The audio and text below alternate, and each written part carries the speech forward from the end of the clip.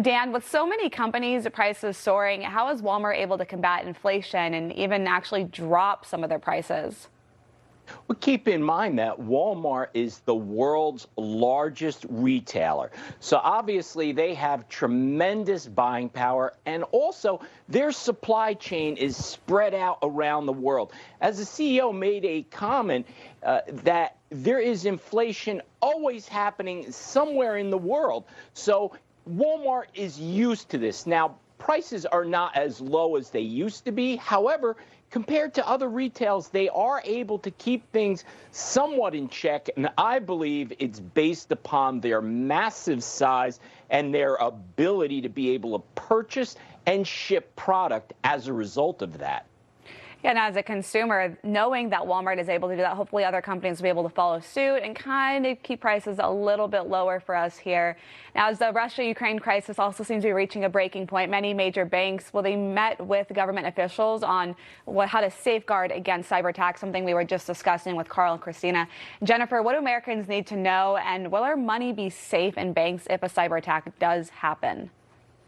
Look, that's a great question, and one that everyone is worried about as well, not just for banks and our money, but think about even our agricultural system. And I'll remind you that in June of 2021, there was a massive ransomware and cyber attack on the United States, on our critical infrastructure, agriculture being one of them. They were able to shut down the world's largest meat supplier. So I think the question becomes, when we think about war and we think about the modern era of dealing with hostile nations, it really does pay, not just, as you were all talking about earlier, to have a really well-formed and excellent military, but that we really do need to establish trade and use trade levers in order to end these problematic situations like Ukraine well, because it's going to have a devastating impact on all of us.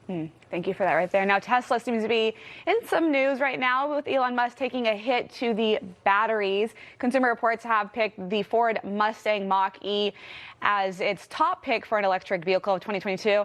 I mean, I kind of get this right here. If you have the option between a Tesla and a Mustang, maybe anybody who's a big car fanatic is going to go for that Mustang instead of the typical Tesla right there. Dan, what do you think about what's going on right now? Do other car brands, can they gain traction on the EV giant Tesla? To begin with, look, I think competition is good. If Tesla was really the only one in the game, I don't think that serves consumers well. So I'm glad to see the competition. However, related to this Mustang Mach-E, I am personally not a fan.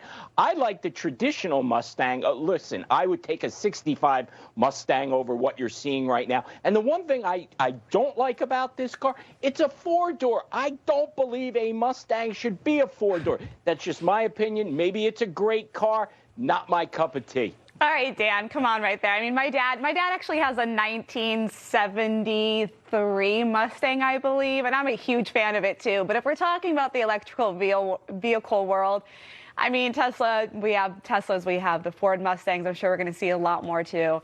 Now, you know, you just heard as we were talking about avocados. Jen, avocados, there's this threat made to the U.S. plant safety inspector, which is why it was originally put on pause. And then we had all this concern about those prices spiking.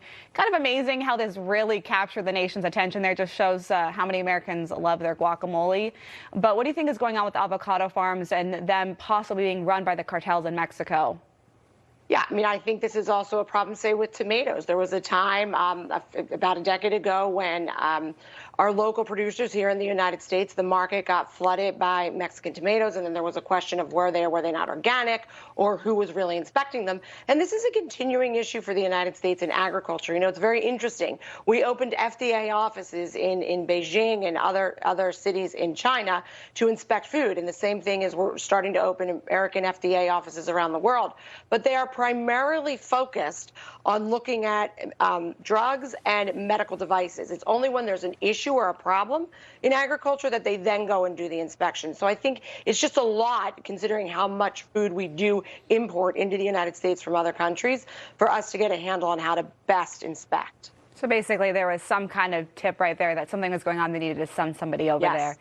You know, Dan, Jen, Coca-Cola, they're releasing a new flavor called Coca-Cola Starlight, and it's supposed to evoke the feeling of a cold journey to space. I mean, I don't really know how you do this with a can of soda, but Dan, are you going to grab a Starlight, and is this the right move for Coca-Cola?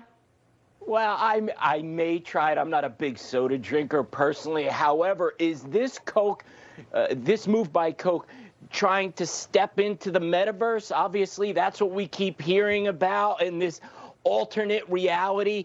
Is Coke trying to latch on to that? Perhaps. I just don't know how you take that to your taste buds. But if they can do it, huge breakthrough.